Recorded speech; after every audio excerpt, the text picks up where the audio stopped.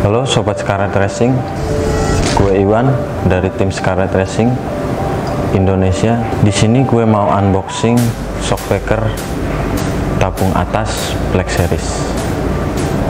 Nah, kita lihat ya Shockbeker tabung atas Black Seriesnya ya. Yuk.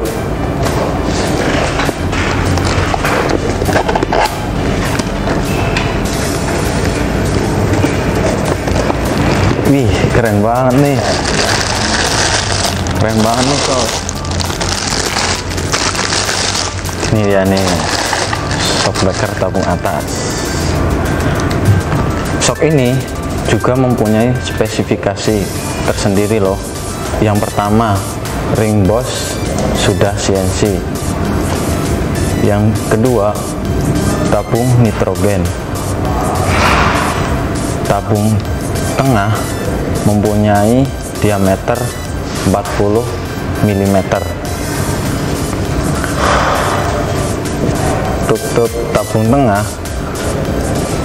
sudah CNC dan diameter as tengah mempunyai diameter 12,5 mm, berbeda dengan shock bawaan motor standarnya. Nah, itulah spesifikasi dari Shockbeker tabung atas Black Series. Shock tabung Black Series ini juga mempunyai ukuran buat matic 330